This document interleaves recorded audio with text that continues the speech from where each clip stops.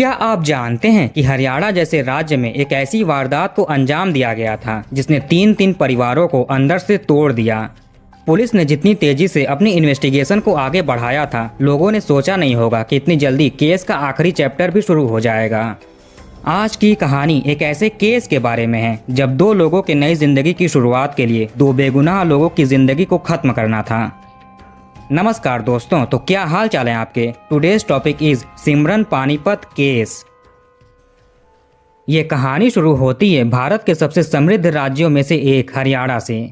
यहीं पर पानीपत नाम का एक शहर है। इसी शहर में जीटी रोड पर स्थित एक मंदिर है जिसे लोग गौशाला मंदिर के नाम से जानते हैं।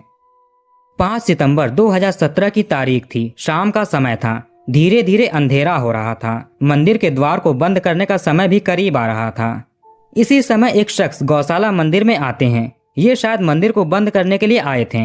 मंदिर के प्रांगण में एक कमरा बनाया गया था ताकि पुजारी वगैरह या जो भी मंदिर की देखभाल कर रहे हैं वो इस कमरे में आकर आराम कर सकें।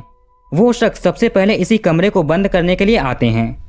आमतौर पर जैसा होता है, कोई कमरा बंद करना हो तो सबसे पहले कमरे के अंदर जाकर देखते हैं कि सारा सामान ठीक से रखा है या नहीं, लाइट वगैरह बंद है या नहीं। ऐसे ही ये शख्स भी मंदिर के प्रांगण में बने उस कमरे को खोलते हैं। जैसे ही इन्होंने खोला, इनके रोंगटे खड़े हो गए। सामने किसी का शव पड़ा हुआ था। शरीर की बनावट से लगा कि यह किसी लड़की का शव है। चेहरे से भी पहचान सकते थे, लेकिन इनका चेहरा किसी तेजाब जैसे पदार्थ से जला हुआ था। फौरन इन्होंने पुलिस को फोन किया। नजदीकी पुलिस स्टेशन से पुलिस की एक टीम मौके पर पहुंचती है। इन लोगों ने भी शव को देखा। चूंकि पुलिस का इन तरह के केसों से डील होता रहता है, इसलिए ये लोग समझ गए कि कातिल ने चेहरा बिगाड़ा ताकि शव की पहचान न कर सकें। इसी वजह से इन्हें यह भी उम्मीद कम थी कि शव के पास से इसके पहचान लायक कोई चीज मिल सकती है। फिर भी ये लोग प्रोसीजर फॉलो करते हैं। शव के आसपास छानबीन करते हैं। पुलिस को ज्यादा मेहनत नहीं करना पड़ा। इन्हें मौका आए वारदात से एक मोबाइल फोन, आधार कार्ड और एक कॉलेज का ID कार्ड बरामद होता है। आधार कार्ड से पता चला कि लड़की का नाम ज्योति है और पानीपत के बराना नामक गांव की रहने वाली है। कॉलेज के ID कार्ड पर भी ज्योति का नाम लिखा हुआ था। ये आर्या कॉलेज में BA की 3rd ईयर की छात्रा थी। इन पहचान पत्रों से लगा कि शव इसी लड़की का है। फोन भी इसका ही लग रहा था। यहीं से ज्योति के घर का फोन नंबर भी मिल गया। अब पुलिस इस नंबर पर कॉल करती है। उधर ज्योति के घर वाले भी परेशान थे क्योंकि ये सुबह 9 बजे कॉलेज गई थी, लेकिन अब शाम हो चुका है, ये घर नहीं आई। घर वालों में से किसी ने पुलिस से फोन पर बात की। पुलिस इनको बताती है कि गौशाला मंदिर में एक लड़की का शव मिला है। उसके पास से ही हमें ज्योति नाम की लड़की के ID कार्ड्स और मोबाइल भी मिले हैं। ज्योति के घर वाले तो पहले ही परेशान थे। ये तुरंत अपने गांव से कुछ लोगों को साथ लेकर पुलिस की बताई हुई जगह पर पहुंचते हैं। लड़की का चेहरा तो पहचानने लायक था नहीं, लेकिन कपड़ों और मिली हुई चीजों से घर वाले बोले कि ये इनकी बेटी ज्योति है। अब सबका रोना पीटना शुरू हो गया। पुलिस को भी संतुष्टि मिली कि चलो शव की पहचान तो हो गई है। इसके बाद इसे हॉस्पिटल में भेज देते हैं। पानीपत के चांदनी बाग पुलिस स्टेशन में ज्योति के कत्ल का केस दर्ज किया जाता है। पुलिस ने पहले ही शव के फोटोज वगैरह खींच लिए थे क्योंकि ये बाद में इन्वेस्टिगेशन में काम आएंगे। अगले दिन यानी 6 सितंबर 2017 को शव का पोस्टमार्टम किया जाता है। पोस्टमार्टम के बाद शव को ज्योति के परिजनों को सौंप दिया गया। घर वाले पूरे विधि विधान से अपनी बेटी ज्योति का अंतिम संस्कार कर देते हैं। इसी बीच ज्योति केस की इन्वेस्टिगेशन कर रही पुलिस को पता चला कि सिटी पुलिस में 5 सितंबर को एक मिसिंग केस भी दर्ज हुआ है। गायब होने वाली एक लड़की है, सिमरन। इसके पिता ने कल शाम को केस दर्ज करवाया था। ये पानीपत के राजनगर नामक इलाके के रहने वाले हैं। ज्योति के घर वालों की तरह सिमरन के पिता का भी कहना था कि इनकी बेटी 5 सितंबर की सुबह 9 बजे SD कॉलेज पढ़ाई करने के लिए गई थी, लेकिन अभी तक नहीं लौटी। ये SD कॉलेज में BA की 2nd ईयर की छात्रा थी। चूंकि ये दोनों लड़कियां अपने अपने कॉलेज आने के बाद गायब हुई थीं, इसलिए पुलिस सबसे पहले ज्योति के कॉलेज जाती है। यहाँ ज्योति के क्लासमेट से, इसके दोस्तों से, इसके कॉलेज के स्टाफ से पूछताछ किया जाता है। पुलिस को पता चला कि ज्योति पिछले 3 दिनों से कॉलेज में एब्सेंट रही थी। वैसे तो ये रोज कॉलेज आती थी, पिछले 3 दिन भी आई थी, लेकिन क्लासेस अटेंड नहीं किए। 5 सितंबर को भी ये कॉलेज आई थी, लेकिन ये 11 बजे तक ही यहाँ पर रही। फिर ये कहीं चली गई। ये कहाँ गई किसी को नहीं पता। पूछताछ के दौरान जब ज्योति के कॉलेज में सिमरन के गायब होने की बात का जिक्र हुआ तो ज्योति के दोस्तों ने बताया कि सिमरन ज्योति की अच्छी दोस्त थी। अब 2 दोस्त 5 सितंबर से गायब। इनमें से एक का शव उसी दिन मिल गया और दूसरी अभी भी लापता है। आखिर ये चल क्या रहा है? पुलिस को कुछ समझ नहीं आ रहा था। ज्योति के कॉलेज में पूछताछ करने के बाद सिमरन के कॉलेज जाया जाता है। यहाँ सिमरन के दोस्तों ने बोला कि 11 बजे तक ये कॉलेज में रही, फिर ये कहीं चली गई। गौर करने वाली बात थी कि ज्योति ने भी इसी समय अपना कॉलेज छोड़ा था। चूंकि ये दोनों दोस्त थीं और जिस तरह का ये सिचुएशन था, अगर कहीं गई भी होंगी तो साथ में गई होंगी। जितना भी दोस्तों को पता था वो लोग बताते हैं। ये 6 सितंबर की ही तारीख चल रही थी। सिमरन के घर वालों को पता चला कि इनकी बेटी की एक दोस्त थी जिसका नाम था ज्योति। 5 सितंबर को ज्योति का शव मिला, चेहरा एसिड से बिगाड़ा गया था। इन सभी बातों से सिमरन के घर वालों की चिंता और भी बढ़ने लगी। इनके मन में अपनी बेटी के लिए बुरे ख्याल आने लगे, लेकिन जैसे तैसे ये खुद को तसल्ली दे रहे थे और भगवान से मना रहे थे कि हे भगवान ऐसा ना हो। धीरे धीरे पानीपत में दोनों लड़कियों की ये सारी चीजें फैलने लगीं। न्यूज़ चैनल्स भी इस न्यूज़ को कवर करने लगे। लोगों को पता चलने लगा कि पानीपत में 2 लड़कियों के साथ ये सब कुछ हो गया। सिमरन को लापता हुए अब तक 48 घंटे बीत चुके थे। पुलिस के पास कोई सुराग नहीं था। सिमरन के घर वाले भी ज्योति की खबर सुनकर टूट रहे थे। उधर ज्योति के घर वाले भी अपनी बेटी का अंतिम संस्कार करके न्याय की मांग कर रहे थे। इनको नहीं पता था कि आखिर इनकी बेटी के साथ वो दरिंदगी क्यों की गई। उसने किसी का क्या बिगाड़ा होगा? उसे तभी न्याय मिलेगा जब उसके कातिलों का भी वही हश्र होगा। सिमरन के पिता लगातार सिटी पुलिस स्टेशन के चक्कर काट रहे थे। पुलिस से अपनी बेटी के मिसिंग कंप्लेन के बारे में अपडेट ले रहे थे। 5 सितंबर से 7 सितंबर आ गया। आज भी सिमरन के पिता सुबह में सिटी पुलिस स्टेशन आते हैं। इत्तेफाक से इस दिन थाने में ज्योति केस के बारे में लोग बातें कर रहे थे। चूंकि एक लड़की का शव मिला और दूसरी लड़की मरने वाली की दोस्त है और लापता है, तो कहीं ना कहीं यह भी डाउट था कि सिमरन ने ज्योति का कत्ल किया होगा। इसी समय सिमरन के पिता थाने में पहुंचते हैं। किसी पुलिस ऑफिसर ने इन्हें ज्योति के शव की तस्वीर दिखाई। पिता थोड़ा ध्यान से फोटो को देखते हैं। ज्योति का चेहरा तो पहचानने लायक था नहीं, लेकिन जहां जहां तेजाब नहीं पहुंच पाया था वो जगह जलने से बच गई थीं। इनमें कान के आसपास का एरिया था। सिमरन के पिता बड़े ध्यान से इस तस्वीर को देखते हैं और हैरान हो जाते हैं। इनके पसीने छूटने लगे।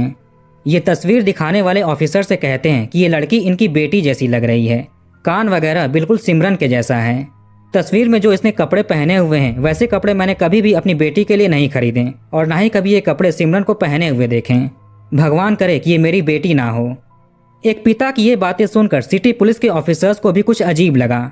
ये ज्योति केस में काम कर रहे ऑफिसर्स को इस बारे में बताते हैं। वो लोग भी भागे भागे सिमरन के पिता से मिलते हैं। पिता ने उन लोगों को भी ये चीजें बताईं। सिमरन के पिता की ये सारी बातें सुनने के बाद पुलिस के लिए एक और दिक्कत खड़ी हो गई कि एक लड़की की पहचान हुई। उसके घर वाले भी उसे पहचान गए। पोस्टमार्टम के बाद शव को घर वालों को सौंप दिया गया। उन्होंने अंतिम संस्कार भी कर दिया। इधर पता चलता है कि एक और लड़की लापता है। उसके पिता दावा कर रहे हैं कि मरने वाली ज्योति इनकी बेटी है, सिमरन। अब सवाल खड़ा होने लगा कि क्या ज्योति के घर वालों ने अपनी बेटी को पहचानने में भूल की, लेकिन वो ऐसा क्यों करेंगे, या फिर सिमरन के पिता पहचानने में गलती कर रहे हैं। हर पल कुछ न कुछ नया खुलासा हो रहा था। अभी तक दोनों केसेस की इन्वेस्टिगेशन अलग अलग पुलिस स्टेशंस में चल रही थी। लगा कि इन दोनों केसेस में कुछ तो लिंक है, इसलिए इन्हें एक साथ मिलाकर इन्वेस्टिगेशन करना पड़ेगा। इस तरह से ज्योति और सिमरन के केस को जोड़कर नए सिरे से इन्वेस्टिगेशन शुरू करते हैं। एक बार फिर से दोनों लड़कियों के दोस्तों से पूछताछ किया जाता है। इस बार थोड़ी डिटेल में बातचीत की जाती है। इनके बैकग्राउंड के बारे में भी जानने की कोशिश की जाती है। पूछताछ करने पर इन दोस्तों से एक लड़के का नाम सामने आया। इसका नाम था कृष्ण कुमार। ये सिमरन वाले कॉलेज एसडी कॉलेज में बीए का 3rd ईयर का स्टूडेंट था। साथ में ये एनएसएस यानी नेशनल सर्विस स्कीम का इंचार्ज भी था। सिमरन के किसी दोस्त ने बताया कि 5 सितंबर को कृष्ण ने सिमरन को फोन किया, जिसके बाद ये लड़की 11 बजे यहाँ से चली गई। कृष्ण भी 5 सितंबर से कॉलेज नहीं आया है। कॉलेज से कृष्ण के घर का एड्रेस मिलता है। ये पानीपत के अटावला नामक गांव का रहने वाला था। एड्रेस मिलने के बाद पुलिस कृष्णन से पूछताछ करने के लिए इसके घर पर पहुंचती है। इसके घर वालों ने बताया कि 5 सितंबर से ये घर नहीं आया है, फोन भी बंद है। चूंकि कृष्ण सिमरन के कॉलेज में पढ़ता था और इसने ही सिमरन को कॉल करके बुलाया था। सिमरन ज्योति की दोस्त थी, शायद कृष्ण और ज्योति में भी कुछ कनेक्शन हो।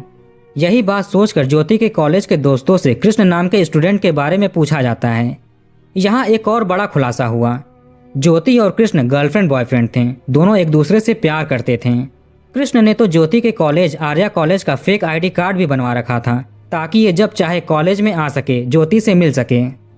अभी तक कहानी इन दोस्तों के बीच में ही घूम रही है, इसलिए पुलिस भी इन दोस्तों पर अपना फोकस रख रही थी। एक टीम ज्योति के कॉलेज में पूछताछ कर रही थी और दूसरी सिमरन के। सिमरन के कॉलेज में एक लड़का मिलता है। यह बीएससी थर्ड ईयर का स्टूडेंट था। इसका नाम था मंजीत। इसने भी एक हैरान करने वाला खुलासा किया। इसने बताया कि 5 सितंबर की शाम को कृष्ण ने मुझे जीटी रोड पर स्थित गौशाला मंदिर में बुलाया था। उसने कहा कि एक ड्रामा होने वाला है, हम लोग उसमें परफॉर्म करने वाले हैं, उसकी रिहर्सल करनी है, इसलिए तुम गौशाला मंदिर में आ जाओ। मैं उसके टाइम पर वहां गया भी था, लेकिन मुझे रीअपीयरेंस का फॉर्म भरना था, इसलिए कुछ देर वहां रुकने के बाद मैं वापस चला आया। उनसे मैंने बोला कि थोड़ी देर में आता हूँ। मेरा काम जब पूरा हो गया तो मैं दोबारा वहां पर गया, लेकिन वो जगह खाली थी, कोई भी वहां पर नहीं था। मैंने कृष्ण को कॉल किया, लेकिन उसका फ़ोन बंद था। फिर मैं अपने घर वापस लौट आया। मंजीत की बातें सुनकर पुलिस को याद आया कि उस लड़की का शव भी तो यहीं पर मिला था, जहां पर कृष्ण ने मंजीत को बुलाया। गौशाला मंदिर में मिले हुए उस शव पर भी शक पैदा हो रहा था कि ये ज्योति का है या सिमरन का। उसके कपड़ों, मोबाइल और लीगल डॉक्यूमेंट से पता लगता है कि शव ज्योति का है। उसके घर वाले भी यही क्लेम कर रहे थे। लेकिन 48 घंटे बाद 7 सितंबर को सिमरन के पिता शव की तस्वीर देख करके कह रहे हैं कि ये इनकी बेटी सिमरन की फोटो है। दोनों परिवारों के तर्क संतुष्टि भरे थे। ये भी सही बोल रहे थे और वो भी। इन सभी डाउट्स को क्लियर करने का बस एक ही तरीका था, शव का डीएनए जांच कराना। लेकिन शव का तो ज्योति के परिवार ने अंतिम संस्कार कर दिया।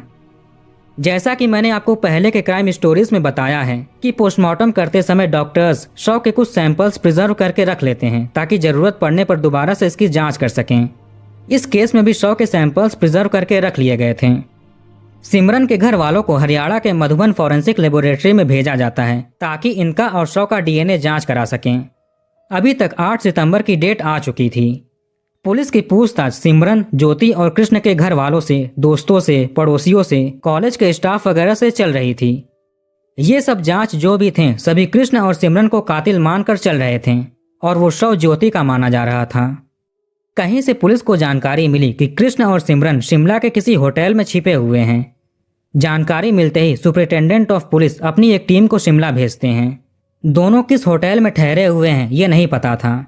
हरियाणा पुलिस शिमला की लोकल पुलिस से मदद लेकर अलग अलग होटल्स की जांच करना शुरू करती है। सबके पास कृष्ण और सिमरन की फोटोज थी। इन्हें ढूंढते ढूंढते पुलिस शिमला की एक रॉयल होटल में पहुंची। रिसेप्शन पर फोटो दिखाकर इनसे पूछा जाता है। रिसेप्शन से पता चला कि लड़का यहीं पर ठहरा हुआ है, लेकिन किसी दूसरे नाम से। अब बताए गए रूम के दरवाजे पर आते हैं, डोरबेल बजाते हैं। कुछ ही मिनटों में एक लड़की दरवाजे को खोलती है। अभी तक पुलिस ज्योति को मृतक मानकर चल रही थी। इन्हें ये उम्मीद थी कि यहाँ पर सिमरन और कृष्ण साथ में होंगे, लेकिन जब सामने वाला दरवाजा खुला तो पुलिस के पैरों तले जमीन खिसक गई। ये लड़की वो ज्योति थी जिसके घर वालों ने अपनी बेटी का अंतिम संस्कार कर दिया। ज्योति के पीछे से एक लड़का दरवाजे पर आता है। ये कृष्ण था। पुलिस ने तुरंत दोनों को पकड़ लिया। इनके बचने की कोई गुंजाइश भी नहीं थी। इन्हें अब अरेस्ट करके शिमला से हरियाणा लाया जाता है। रास्ते में ही इन्होंने पुलिस को अपनी पूरी कहानी बता दी, जो भी इन्होंने किया। कहानी कुछ यूं है कि वारदात के कुछ महीने पहले एक प्ले के दौरान ज्योति और कृष्ण की मुलाकात हुई थी। ज्योति आर्या कॉलेज में बीए की 3rd ईयर की छात्रा थी और कृष्ण एसडी कॉलेज में बीए का 3rd ईयर का छात्र था। ये एनएसएस का भी इंचार्ज था। एक प्ले के दौरान ज्योति और कृष्ण की मुलाकात हुई। दोनों को एक दूसरे से प्यार हो गया। दोनों की उम्र अब 18 साल से ज्यादा हो गई थी। दोनों अब बालिग हो चुके थे। इनका प्यार अब इतना बढ़ गया कि अब ये एक दूसरे से शादी करना चाहते थे। चूंकि दोनों का कास्ट अलग अलग था, इसलिए इन्हें यह भी डर हो गया था कि इनके परिवार शादी के लिए नहीं मानेंगे। हुआ भी यही। जब इन्होंने अपने अपने घर पर एक दूसरे के बारे में बताया तो दोनों के घर वालों ने सीधे सीधे मना कर दिया। ज्योति ने आगे दोबारा अपने घर वालों को मनाने की कोशिश नहीं की। इधर कृष्ण ज्योति से शादी करने पर अड़ा रहता है। मजबूर होकर इसके घर वालों को मानना पड़ गया। अब कृष्ण के घर वाले शादी के लिए राजी हो गए थे, लेकिन ज्योति के घर वाले कृष्ण को अपना दामाद नहीं बनाना चाहते थे। अगर दोनों भागकर शादी करेंगे तो ज्योति के घर वाले इन्हें नहीं छोड़ेंगे। इसके बाद ज्योति को किसी क्राइम शो से आइडिया मिला कि अगर ये किसी तरह से अपने घर वालों को यकीन दिला दे कि ये मर चुकी है तो कभी इसके घर वाले इसे ढूंढने की कोशिश नहीं करेंगे। फिर ये दोनों अपने परिवार से दूर एक नए शहर में एक नए पहचान के साथ अपने सपनों की जिंदगी जी सकेंगे। घर वालों को अच्छे से यकीन दिलाने के लिए एक असली शव का भी इंतजाम करना था, ताकि इनके साथ साथ पड़ोसी, रिश्तेदार, दोस्त सभी लोगों को यकीन हो जाए। ज्योति इस आइडिया के बारे में कृष्ण को बताती है। उसे भी ये आइडिया पसंद आया। इसको भी एक शव की ज़रूरत थी, क्योंकि अगर साथ रहना है तो दोनों परिवारों को यकीन दिलाना होगा, वरना ज्योति के घर वाले कृष्ण के घर वालों का जीना हराम कर देंगे। करीब 1 महीने तक ये दोनों प्लानिंग करते हैं कि क्या क्या कैसे कैसे करना है। कृष्ण ने कहा कि ये लड़का और लड़की का इंतज़ाम करेगा। चूँकि ये अपने कॉलेज में सबसे सीनियर था, इसलिए ये बाकी स्टूडेंट से कहता है कि मैं जल्द ही कॉलेज से चला जाऊंगा, लेकिन मेरी जगह पर मेरे जैसा काबिल स्टूडेंट चाहिए जो सब कुछ संभाल सके। चूँकि कृष्ण को अपने शिकार के लिए एक लड़की और एक लड़का चाहिए था, इसलिए इसने स्टूडेंट से बोला कि इस बार ये एक लड़का और एक लड़की को चुनेगा। ऐसे करके ये अपने कॉलेज में एक एक लड़के और लड़की को देखता है। कुछ ही दिनों में इसे BA सेकेंड ईयर की सिमरन और BSc थर्ड ईयर का मंजीत मिल गया। कद काठी और शरीर के हिसाब से भी दोनों बिल्कुल परफेक्ट थे। कृष्ण अब ज्योति को इसके बारे में बताता है। कृष्ण के कॉलेज में ड्रामा वगैरह भी होता रहता था। ज्योति इसके कॉलेज में ड्रामा देखने के लिए आती भी थी। इसके इशारे पर ज्योति सिमरन से दोस्ती करती है। दोनों का प्लान धीरे धीरे आगे बढ़ रहा था, क्योंकि इनको अपना पूरा प्रेजेंट मिटाकर एक नए सिरे से जिंदगी शुरू करनी थी। इसलिए शिकार मिलने के बाद इनके प्लान का दूसरा चरण आता है। कृष्ण की बहुत लोगों से जान पहचान भी थी। इसने किसी की मदद से फेक आधार कार्ड जैसे लीगल डॉक्यूमेंट्स बनवा लिए, अपने और ज्योति के भी। अब बारी थी प्लान के तीसरे चरण की, सबसे खौफनाक कांड की। इन्होंने जगह भी चुन ली थी। गौशाला मंदिर के उस कमरे में कृष्ण के जान पहचान का कोई रहता था। इसे पता चला कि वो शख्स 3 दिन के लिए गौशाला नहीं आने वाला है, उसको कहीं जाना है। अगर वो आएगा भी तो देर रात तक पहुंचेगा। इस तरह से कत्ल की डेट रखी गई 5 सितंबर 2017। जब ये तारीख आने वाली थी तो ज्योति पिछले 3 दिन कॉलेज नहीं आई। मतलब कॉलेज तो आई थी लेकिन क्लासेस अटेंड नहीं की, क्योंकि उसको अपने प्लान की चिंता हो रही थी कि कैसे कैसे क्या होगा, कैसे कैसे क्या करेंगे। अगर पकड़े गए तो उसके बाद का क्या अंजाम होगा। अब आता है 5 सितंबर। प्लान के अनुसार सुबह 11 बजे ज्योति सिमरन को एक प्ले के रिहर्सल के बहाने गौशाला मंदिर के उस कमरे में लेकर जाती है। उधर कृष्ण ने मंजीत को भी यही बात बोल करके उस जगह पर बुलाया, पर मंजीत कुछ काम में बिजी था। ये शाम तक उस जगह पर पहुंचता है, लेकिन अंदर जाने से पहले ही इसे रीअपीयरेंस का फॉर्म भरने का ध्यान आया। ये फॉर्म भरने के लिए चला गया। प्लान था कि मंजीत और सिमरन को साथ में ठिकाने लगाएंगे, लेकिन ऐसा हो नहीं पाया। मंजीत वहां पर नहीं आया। मंजीत ने खुद बोला कि इसे वहां पर आने में थोड़ी देर हो जाएगी। अब धीरे धीरे शाम हो रहा था। ज्योति और कृष्ण की टेंशन बढ़ने लगी थी। अगर आज के दिन काम नहीं हुआ तो फिर कभी नहीं हो पाएगा। पता नहीं आगे मौका मिलेगा या नहीं। इन्हें लगा कि जो शिकार पहले मिला है उसे ठिकाने लगाना चाहिए, बाद में दूसरे को देखेंगे। प्लान के अनुसार इन्होंने एक कोल्ड ड्रिंक का इंतजाम किया, सिमरन को पिलाया। इसमें नींद की दवा थी। सिमरन बेहोश हो गई। फिर ज्योति सिमरन को जमीन पर लेटाती है और पैर को जोर से पकड़ लेती है। इसके बाद कृष्ण ने इसका गला दबाकर इसे खत्म कर दिया। फिर ज्योति सिमरन के कपड़े उतारती है और अपने कपड़े उतारकर सिमरन को पहना देती है। सिमरन के कपड़े को इसने एक बैग में रख दिया और खुद दूसरे कपड़े पहन लिए।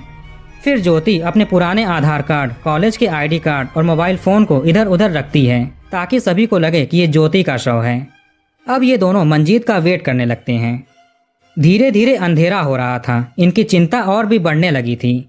इन्हें यह भी डर था कि कोई यहाँ पर आ न जाए। बाहर आसपास लोग घूम फिर रहे थे। हो सकता है कि रात में मंजीत यहाँ अकेले ना आकर किसी और को लेकर आए। अगर ऐसा हुआ तो प्रॉब्लम हो जाएगी। यही सब सोचकर ज्योति और कृष्ण ने मंजीत को खत्म करने का प्लान कैंसिल कर दिया और सब कुछ छोड़ यहाँ से भाग निकले। प्लान के मुताबिक कृष्ण अपने फ़ोन को बंद करके फेंक देता है। ये लोग ट्रेन में बैठकर जीरकपुर जाते हैं। यहीं सुनसान इलाके में ज्योति सिमरन के कपड़ों वाला बैग फेंक देती है। यहाँ पर दोनों एक रात रुकते हैं। यहीं इन्होंने एक एक नए मोबाइल फ़ोन भी खरीद लिए। अगली सुबह यानी 6 सितंबर को ये शिमला जाते हैं। यहाँ कुछ दिन रुकने के बाद इन्हें कहीं और जाना था, लेकिन 8 सितंबर की शाम तक पुलिस ने इन दोनों को पकड़ लिया। 9 सितंबर को सुपरिटेंडेंट ऑफ पुलिस मीडिया के सामने पूरी कहानी का खुलासा करते हैं। दोनों अपराधियों ने अपना गुनाह स्वीकार कर लिया था। अब चार्जशीट दाखिल करते हैं और सेशन कोर्ट में मुकदमा शुरू होता है। 2019 से 2020 के दरमियान कृष्ण की जेल में ही मृत्यु हो जाती है, क्योंकि इसको टीबी की भयंकर बीमारी लग गई थी। ज्योति को भी ये बात नहीं पता था। सेशन कोर्ट में करीब 26 लोगों की गवाही और सबूत सुनने और देखने के बाद 28 मार्च 2023 को कोर्ट ने ज्योति को उम्र कैद की सजा सुना दी। साथ में 70,000 रुपए का जुर्माना भी लगाया। और वो जो शव का DNA जांच हुआ उसमें सिमरन के घर वालों का DNA मैच हो गया था। तो कहानी को यहीं पर खत्म करते हैं। आप कमेंट करके बताइए कि वीडियो आपको कैसा लगा। इस वीडियो को लाइक और शेयर जरूर करिए और हमारे चैनल को सब्सक्राइब करके बेल आइकन ऑन कर लीजिए। मिलते हैं नेक्स्ट वीडियो में।